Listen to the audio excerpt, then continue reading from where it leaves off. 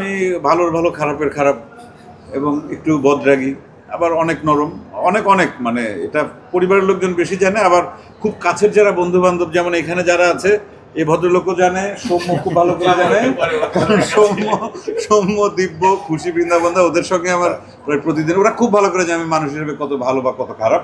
আর তানিমও অনেক কিছু জানে।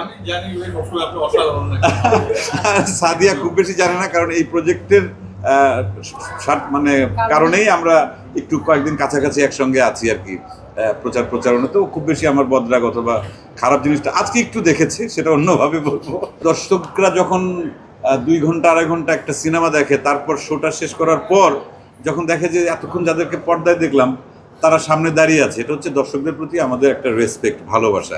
তাতে দর্শকরা আরও বেশি উৎসাহিত হন, বা তারা আবার চিন্তা করেন, ও যাদেরকে পর্দায় দেখছি এরপরেও নিশ্চয়ই কোনো সিনেমা দেখলে বোধহয় পর্দার সেই মানুষটিকে বোধহয় আমরা সামনাসামনি দেখতে পারবো। অতএব এটা দর্শকদের জন্য এখানে আসা, সেই সাথে হল মালিকদেরকে উৎসাহিত করা যে না, আমরা আপনাদের সাথে আছি, এবং হল মালিকরা আমাদেরকে যেভাবে সাপোর্ট করেন তাদের প্রতি তো আমাদের কিছু ভালোবাসা, কৃতজ্ঞতা, দায় দায়িত্ব আছে। এই সব কিছু মিলেই আমি এখন শেষ করি। হ্যাঁ,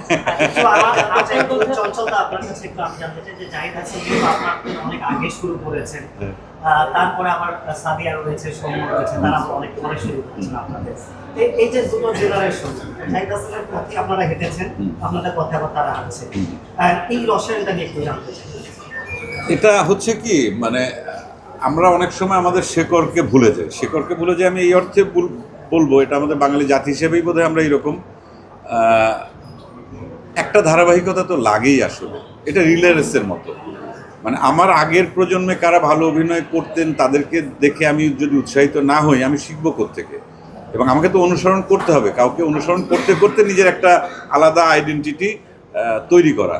মানে আমি কপি করব না কাউকে, কিন্তু আমি যদি ধরি যে আমাদের অভিনয় করার পেছনে যে ইচ্ছে, যে আগ্রহ, এটা আসলে কোত্থেকে শুরু হয়েছিল? নিশ্চয়ই আমাদের মোস্ট সিনিয়র যারা আর্টিস্ট যারা ছিলেন, সেটা সেই হুমায়ুন ফরিদি, রাজ্জাক সাহেব থেকে শুরু করে, এটিএম শামসুজ্জামান থেকে শুরু করে, আমি সবার নাম তো এখন বলতে পারবো না, এরকম অসংখ্য লিজেন্ড অ্যাক্টর অ্যাক্ট্রেস আছেন যাদের অভিনয় দেখে কিন্তু আমরা অভিনয়ে আগ্রহী হয়েছিলাম। নিশ্চয়ই তাদের প্রতি আমাদের ঋণ আছে, কৃতজ্ঞতা আছে, এবং এই ঋণটা, কৃতজ্ঞতাটা না বংশ পরম্পরায়, মানে এটা কিন্তু থাকতে হয়। পরিবারে যেরকম বংশ পরম্পরা থাকে, ঠিক তেমনি এই আমাদের এই অভিনয়ের জগতেও কিন্তু এগুলো হচ্ছে গুরুমুখী বিদ্যা।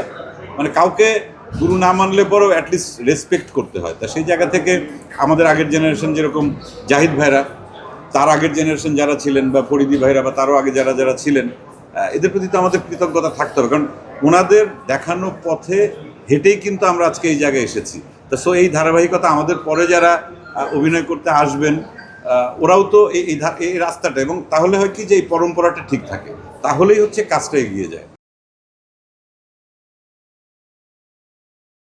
ওয়ালটন আবারও মিলিনিয়ার অফারে ওয়ালটন ফ্রিজ কিনে আপনিও হয়ে যেতে পারেন মিলিয়নিয়ার। মিলিনিয়ার ছড়াছড়ি দেশ জুড়ে, এটা শুধু ওয়ালটেনই পারে।